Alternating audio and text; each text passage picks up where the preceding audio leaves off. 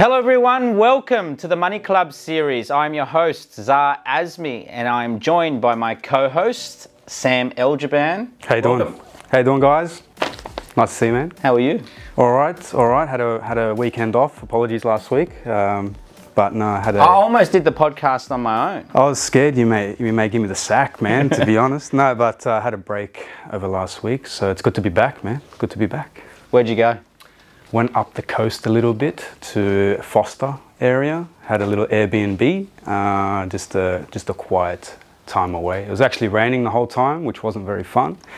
But no, it's good to get away, man. Were there many people away there because of COVID? You can't really travel anywhere. You've got to go. Yeah, pretty much. Yeah, there was a few people out and about, but just the weather kept everyone inside, man. You couldn't really go out, so we just stayed in, watched movies. It was good. We've been hit with bad weather lately, everywhere in Australia, really, haven't we?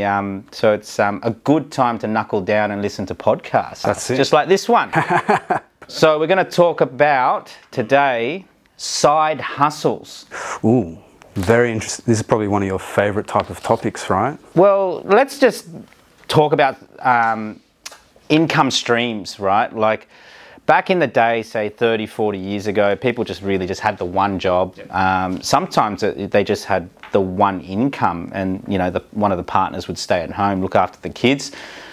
But now it's a very different story, and especially with COVID has just hit us, and it's taught us that nobody is safe, no one is secure. What we need to remember is that what are we going to do to make money, right? We can't rely on just the one income. So, you know, this whole new wording of, you know, usually it's really essentially a second or a third job, right? Yeah. But like, it's essential if you want to get ahead. You know, I had a meeting this morning with a client, and he's on $70,000 a year, and he's, you know, there's going to be no handouts from his parents or anything like that, and he's going to struggle saving for a deposit, and you know, he's going to have to look at other means of how to earn money. And I guess today we're going to, you know, tap into, you know, a list. I think we've got 10 here of side hustles. But before we get into it, let's talk about a bit of history. Yeah. Right? Because I remember, you know, getting into side hustles very early on in my entrepreneurial career when I was in school. Why did you do it? This is very... It applies when you're young and when you're older. Why did you do it? Well, a trip down memory lane, and we were talking about this the other day, Sam. So for our listeners, Sam and I, we used to go to school together, and we were actually discussing how ghetto our school was. Like, it was really, it was a pretty bad school, right? But we had a lot of fun. Yeah. We had a lot of fun. Very interesting time. It taught us a lot of skills on survival, but you know, we didn't have much money, essentially. And, you know, for our listeners, one of my best friends in school was Sam's brother, Ahmed. And, you know, we used to always try and strategize, you know, how are we going to make some money? Opportunities and stuff. And I remember Ahmed used to get nuts from your uncle, so peanuts. Yeah. And he would get these peanuts in bulk, and he would split them up into, you know, little bags, and then he'd go and sell them, right, at a profit. Yeah. Yeah, I remember that very well. And you know, I used to do a number of things as well, like you know, when mobile phones started coming out, I started, you know, buying and selling mobile phones, because that was a new thing, and that was like when I was in year 9 or year 10. And then, you know, like, I took up a really bad habit, which was smoking when I was younger, and that was a hot commodity when you're 16 years old. Oh man, yeah. It's a hot commodity. So if you can score a pack for say $10, $12, that's how much they were back then, and you sell them off, you know, you might sell them for $1 or $1.50, then you know you're going to make a margin. And you know, maybe we have to edit bits of that out because the ATO might be listening, because we know the ATO loves cigarettes, right? Don't want to clip. I might trigger an audit, right? But you know, the point is that I was always trying to find things to do to make money. And it's because there was a lack of money. So did you have pocket money? I didn't get much pocket money at all. No. So that's why, and it applies to people now on a wage. They don't get enough money. So you need to make other means of income. So yeah, no, I saw a lot. I remember my brother going to my uncle's shop, taking some nuts, buying them wholesale, then selling them retail. That's all he was. He had a business model that people use today: wholesale buying, selling retail, and he made a lot of money doing it. My brother was actually very entrepreneurial. Me, not so much till later in life, but for my brother, very young, he was washing cars, mowing the lawns. He was doing that nut stuff. He was buying fireworks. I don't know if I should say that, and selling them as well. So he was always looking at opportunities, and he's doing that now, right now, in his own business. So it started early on, I think, from a lack of supply of money, which happened to you as well, and most people, and you just become creative. And that's what a side hustle is. And he's very successful at business now, right? Yeah. Like Ahmed is someone, you know, I look up to in business and in his personal life as well. He's done great, right? And it's awesome having these people in our network who have started from nothing, you know, and we've done anything possible to try and, you know, just get ahead. And that skill set that you acquire carries on throughout your whole life. Like, you can use those skills in business. You can use those skills in investing. So I think, you know, like, let's go to the core. Like, a lot of people think, okay, I've got to do a side hustle because I've got to make money, right? But in actual fact, money is not really what we want, because money just comes and goes. Like, there's so much money in the marketplace. For me, I never actually stressed about not having enough money. I actually stressed that I didn't have the skill set to be able to make money. Now, if you can acquire the skill set to make money, then it doesn't matter if you've got $0, because you know that you have the ability to go and make more money, right? So for me, it was, it's almost like that Bruce Lee quote, right? Don't dream of an easy life. Dream of the strength to endure a difficult one. Correct. I love that quote, because if you can, then, mate, you're invincible. You can do anything. Even if you're broke, it doesn't really matter. So what has that got to do with side hustles? Well, side hustles will allow you to build that skill set. Now, you know, I've turned side hustles into multi-million-dollar businesses. Like, people don't know this, but the salon that I bought originally 8 years ago was a side hustle. And now it's a multi-million-dollar business. It's a beast, right? It's about to go global. Like, it's massive. We've got our own hair care line. We've got 10 staff down there. Like, we've got a head office. Like, it's crazy, right? To think that came from a side hustle, right? So now we have the skill set, not only the money, but we've also got the skill set to go and replicate that and do that again. And I think that's what people need to do, because I just don't think you're going to get rich solely from having a fixed income from a job. 100%. And I think what people have to realize is don't have unrealistic expectations. They may see you and what you have and think that they can have that overnight, where you've been doing this kind of stuff, this entrepreneurial stuff, for 20 years or more. So I think if you're new to it, don't be disheartened, stick at it, do something small and build those skills like you said.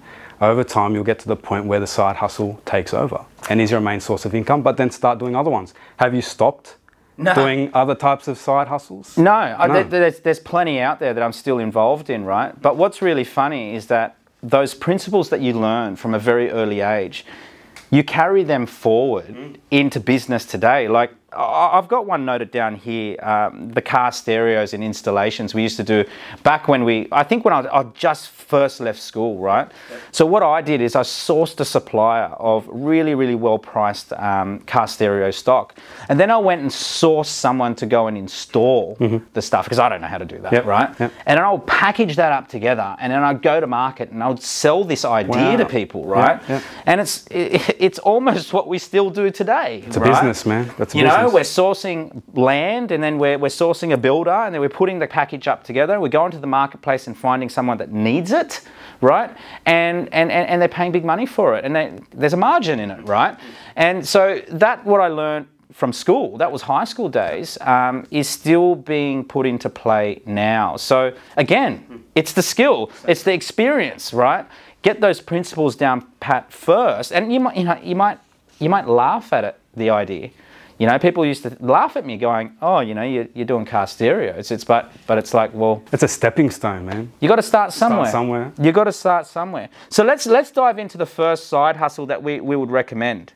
And this is something everybody could do. Sam? Most people are probably doing it right now, selling shit. Yeah. Pretty much. Selling shit. Selling shit. Right? Preferably good shit. Yeah. But Well, selling everybody's stuff. got shit. And the reason why we call it shit is because how much stuff do we have that we don't use anymore? We're very consumeristic, so we're buying a lot of stuff we don't need, man. Man, I'm getting like a pair of shoes once a week. You know what I mean? Like, there are so many things that I have that I just don't use anymore. So, you know, because we keep accumulating stuff. Yep. We have so much stuff. I can just think off the top of my head, thousands, tens of thousands of dollars that are sitting in my cupboard that I haven't worn or haven't used for the last, say, 6 to 12 months, right?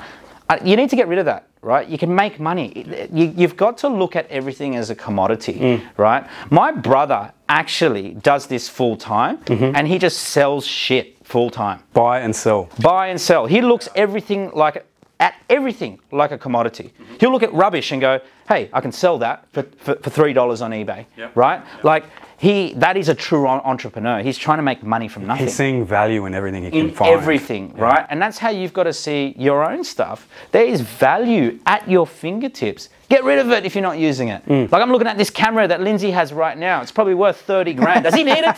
Probably not, only for now. But he might go and sell it afterwards because he might want to get a better camera, right? He might have equipment that he doesn't use anymore, right?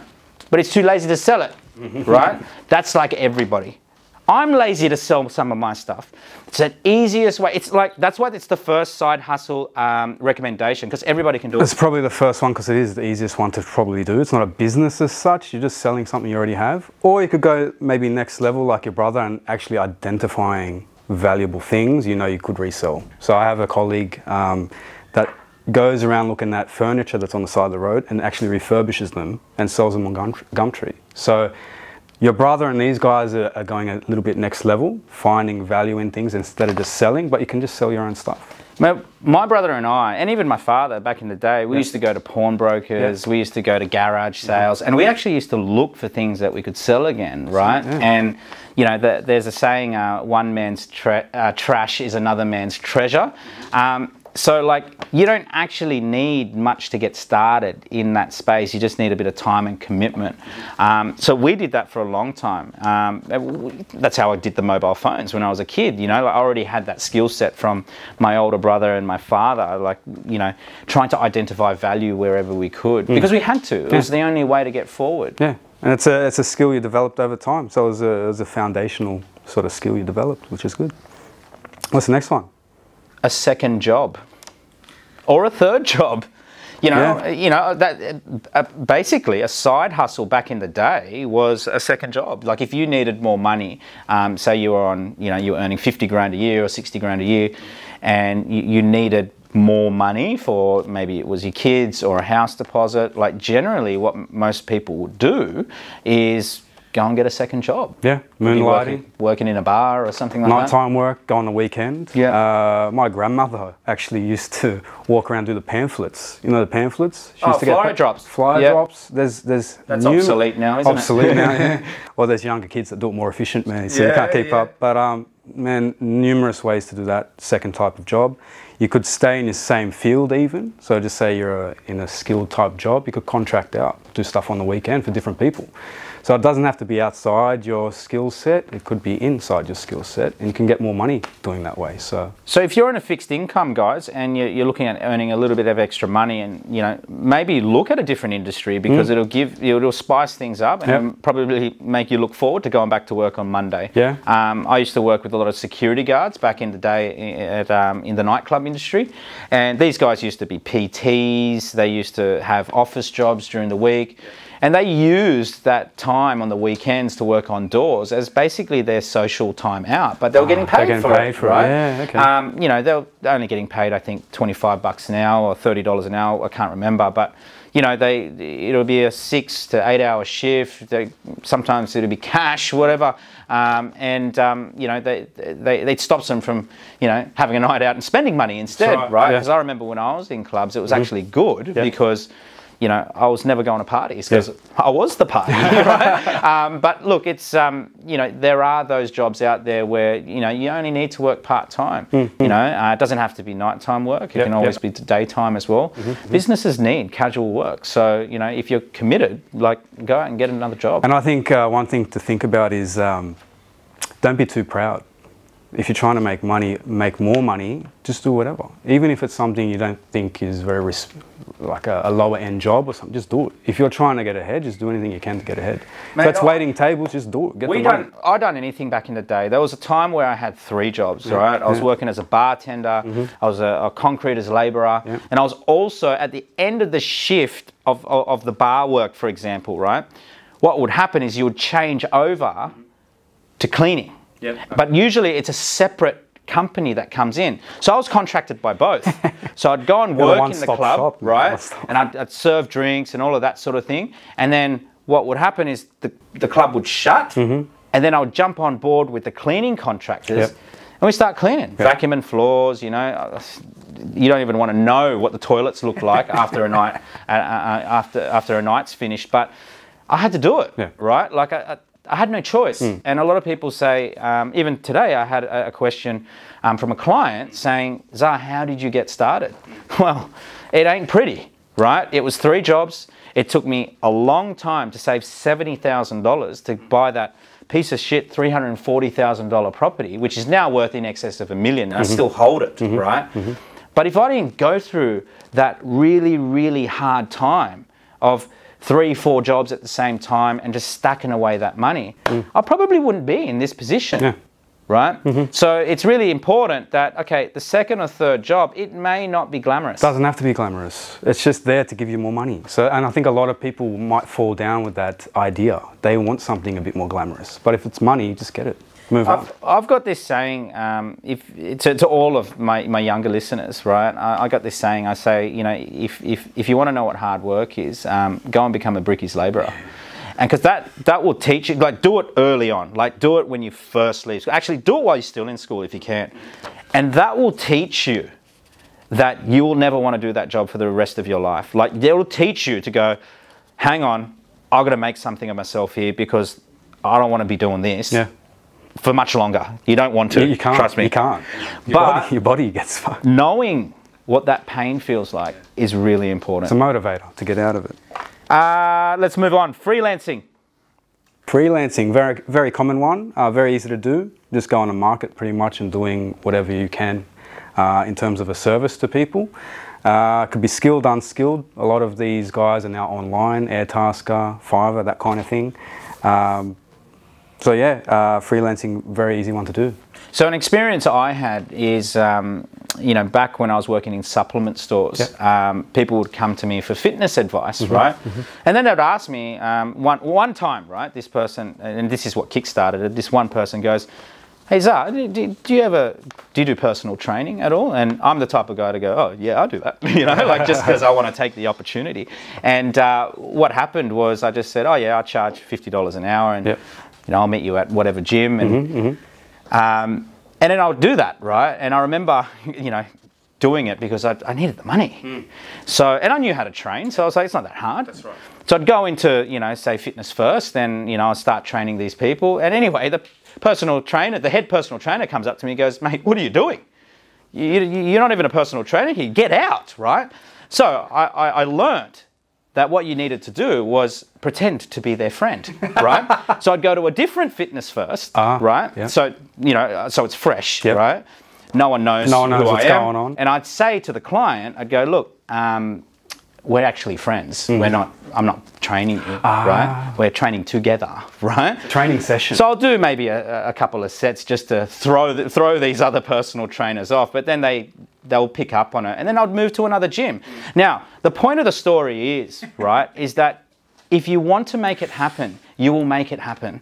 Like, too many people go, oh, I can't freelance because I'm not qualified. Oh, I can't do this because, you know, this person's not going to listen to me. Fuck that. Just do it, right? Just do it and figure it out, right? Someone's always going to tell you off. Yeah. People still tell me off today, right? I just tell them, fuck you, I'm going this way. You know what I mean? You just got to make it happen. That's right. Right? You got to be aggressive. Yeah, yeah. I had a short stint in freelancing. Similar situation, I know about tax, obviously, and I had a friend that was sort of like a CFO in a business, multi-million-dollar business, and he was doing the returns for the company, and he wanted my advice. So I went as a freelancer and consulted with him. So there's lots of different types of opportunities out there. If you have a skilled sort of occupation, it might be a bit easier, but there's opportunity anywhere. People need help, right? Like, for example, the people that came and seen me, they needed help. Yep. Now, even if I didn't know what I was doing, I would have been able to recommend someone and then maybe get a referral fee from that person. Yep. So if you can always program yourself, look, people need problem solved. Soundboards, really. I think a lot of what we do as professionals could be deemed soundboarding. I had a meeting the other day with a client. They just wanted my ear. They just wanted me to listen to their problems and have a bit of guidance. So, are you talking about me right now? As in telling you my problems? Because you are a great listener. No, but it's valuable. Yeah. Because a lot of people want to be heard. Yeah. And a lot of people don't listen. So there's actually a market there for people to listen, listen to people. They lack that skill, right? That's right. And just pointing some directions in your space. So this lady wanted some tax advice sort of thing, and I just listened to what she wanted and gave her a bit of a direction. That was it. Mate, this is why you're so good at your job, mate. You are a great listener. Thank you. You are. You listen to all of my problems. Probably too many of my problems. You got too many problems. Moving on to the fourth one. Address business problems. So that's just like you said, Sam, I've got too many problems, right? Yeah. So find out what business owners like myself have in terms of problems and look to solve them. Right? Find the pain point. There's a lot of value in that. We had a client, a mutual client of ours that we deal with. He had a consultant that didn't really listen to him and was charging him exorbitant fees for something he didn't really need. And when we went and met with him and found out his actual pain points, we were able to eliminate those fees he's paying to someone that wasn't giving him the proper advice, and he was happy with what we recommended. So a lot of value, again, in listening to people and then just finding a solution. That's exactly what we're really doing with these people. And you could go and approach these businesses as well, right? And ask, you know, so it might not just be a client, it could be an actual business. So I remember when we went to the growth conference, Grant Cardone's growth conference over in Miami or Las Vegas, I can't remember which one it was, but Ty Lopez was speaking. And he said, one of the best business opportunities out there at the moment is walking into businesses, showing them their website and saying, look, your website's not really that good. I can go and make this literally 100 times better for you. And then, let's say they say yes, because obviously you're gonna pick businesses that have poor websites. Let's say they say yes, you go to a website like Fiverr, for example, contract the work out, send them the brief over to Pakistan or India or whatever it is, get them to do the website for, I don't know, $200, and then go charge the client $5,000, right? It is a perfect model if you are desperate for money, because the opportunity is there. Everybody has access to the internet. It might only cost you might cost you $5. You never know what the job is, right? But you can white label these products as yours because you're outsourcing the work offshore. Yeah, it's being used a lot by big business. So I think it's only logical for smaller businesses to follow, where outsourcing is occurring. All these big banks, you're dealing with people overseas.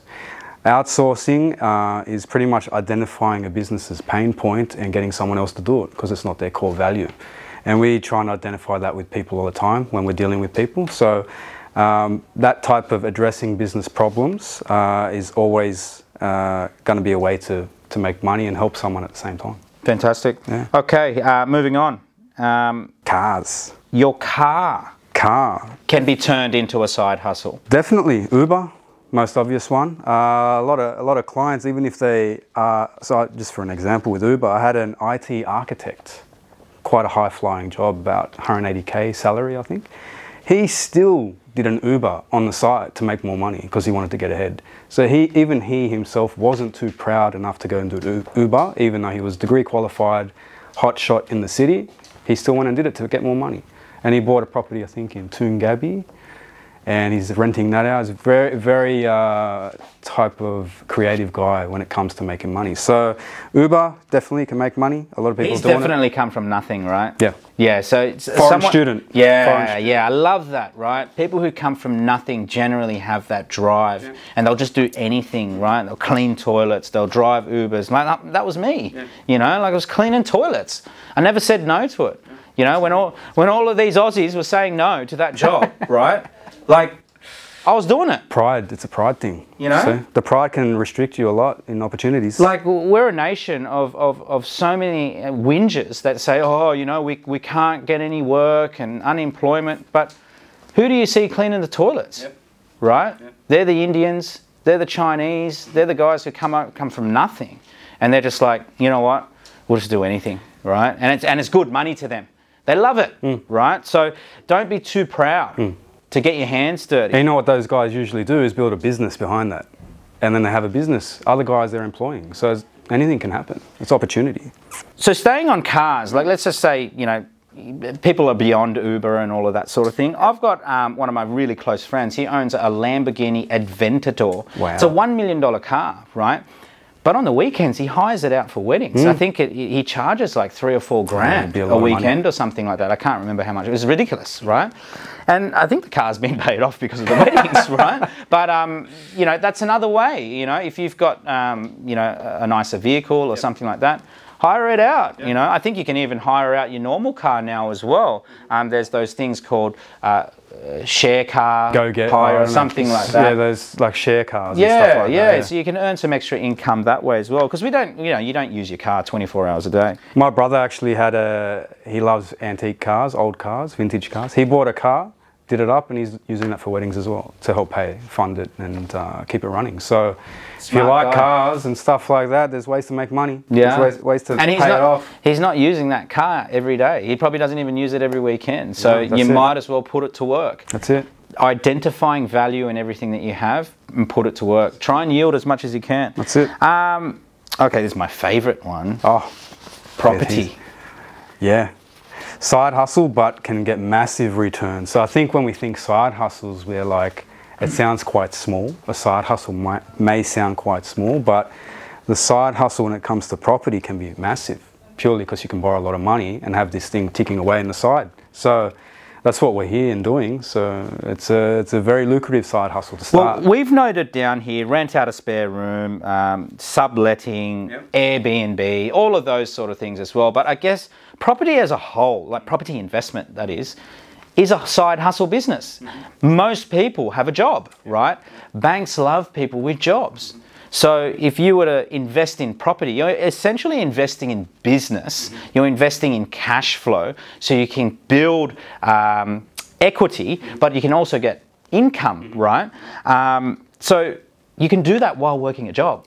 So really, it is the ultimate side hustle, because if you're on a fixed income of say 100 grand a year, and let's say you're buying an investment property a year for the next 5 years, but those 5 properties bought in really, really good locations, giving you that cash flow, that's going to make more money than any other side hustle we've spoken about today. Correct, yeah. The other side hustles we've been talking about are very, probably labour intensive. This is completely passive. So in that respect, it is the ultimate side hustle. It's going to give you the cash flow, the capital growth if you buy well, and tick away in the side, which is what we want. You know, like, very simple bread and butter, we always say. It's a bread and butter approach. It's a good method to store your cash, but it's also a good method to build wealth, right?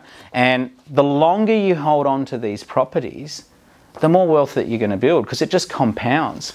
So you've got to start early, right? You've got to get into the market, start early, have a plan of trying to buy one property or every year, or one property every 2 years, but just don't stop, right? Because when you get to that, say, 10 to 15 year mark, that's when it just has a life of its own. And you won't even have to think about all of these other side hustles. It'll replace all of them. It will make them redundant, right? And that's why, you know, starting early, investing in the right assets, you know, getting a good team around you, That way you don't have to think of side hustles when you're 50, 60 years old, you know? How many times have we been picked up in Ubers or taxis and the guy's like 70 years old? Still trying to make money. He's like, he's struggling, man. You know what I mean? So back yourself up with this sort of stuff. Moving on. Drop shipping. I've actually never done this before. I've never done it, but it's getting big now. I heard a lot there's a about guy that pops up on YouTube all the tells you how time. to do it, Adam Hudson, right? I hate that guy, but he's everywhere, this guy, right? But like, obviously his methods work, and I know a few people have actually signed up to his course, and look, it makes sense, right? But you know, like, I think how sustainable is that business? I don't know, because it's sort of just moving a few things around. But as a side hustle, like, if it's making money. I think the market might be flooded. It sounds very easy. I don't know. In theory, it sounds easy. Sounds right? very easy. So from my interpretation of it, you're more or less connecting a buyer online to more or less a direct seller in a foreign country. That's what I'm thinking. And the product is sent direct to the buyer. So you're sort of just an agent, and you're not doing any of the back end or buying stock. Okay, so you're a marketing...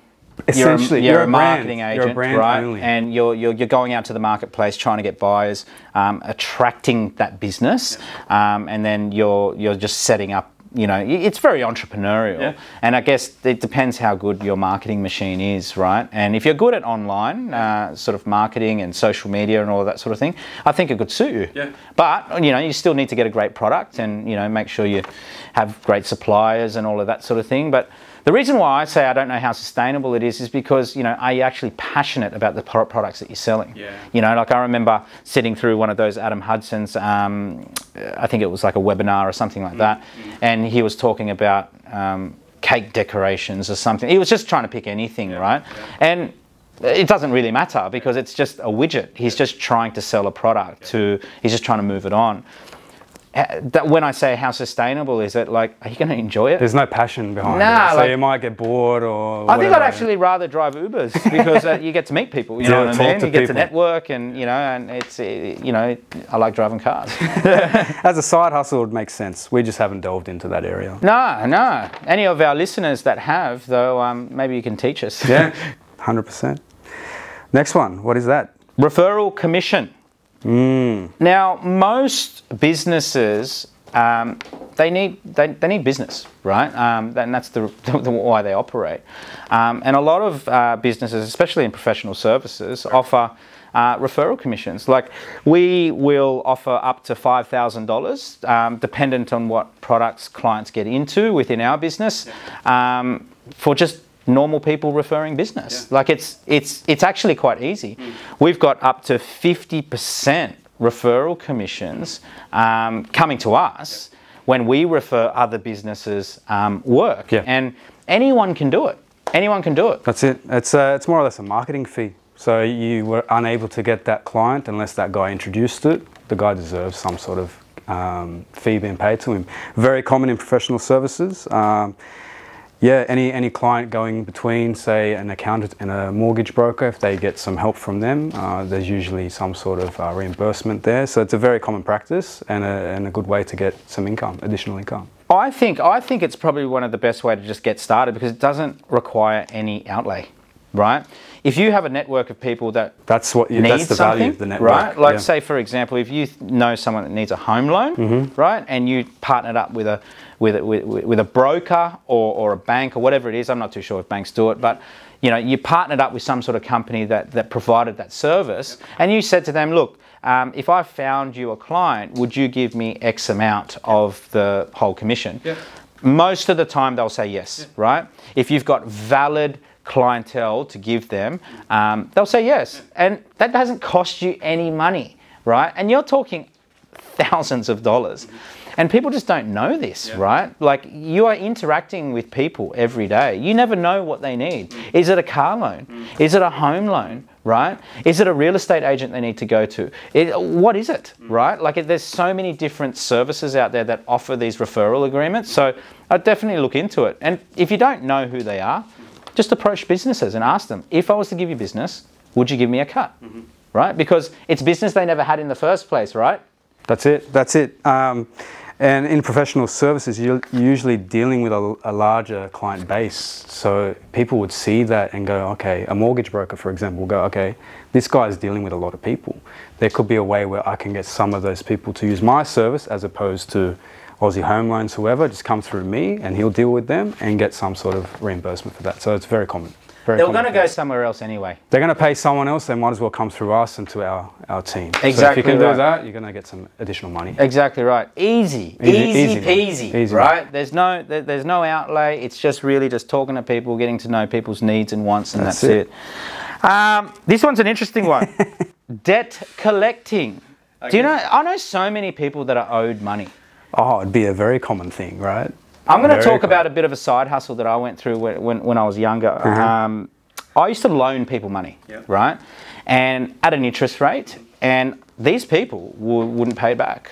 So I would have to engage a heavy group of Russians, right, to go and collect this money. But I'd have to pay them, right? I used to pay them 50%. Because if I didn't partner up with them and show that I was giving them something juicy, they won't do the work. Well, right? you lost the money anyway. You might as well give them half. Or they'll probably run off with my money, right? You don't want to mess with Russians. You know what I mean?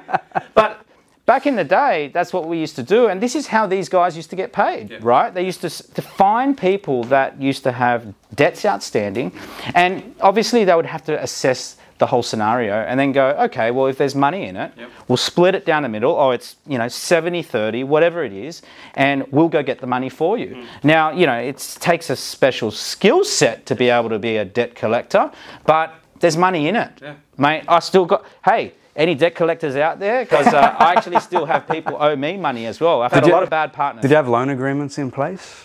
Yeah, but they don't mean anything to these guys, man. You know what I used to do, Sam? Still on this subject of loaning people money. I got to a point where I was saying to these people, right, if you want money from me, I'm not going to do this loan agreement anymore. I'm going to take a share of your business. Yeah. Right? Equity stake, yeah. Now, when those people decline that, I know for a fact that they've either got a drug problem or they've got a bad debt somewhere that they've got to pay. And I went through that so much where people would put their hand out and ask me for money. And I would say, okay, give me something in return. They wouldn't be able to give it to me. So you would have started saving a lot of money then. If people started declining these loan offers because you wanted equity, you would have saved a lot of money. I needed a credit officer on my team making these assessments, right?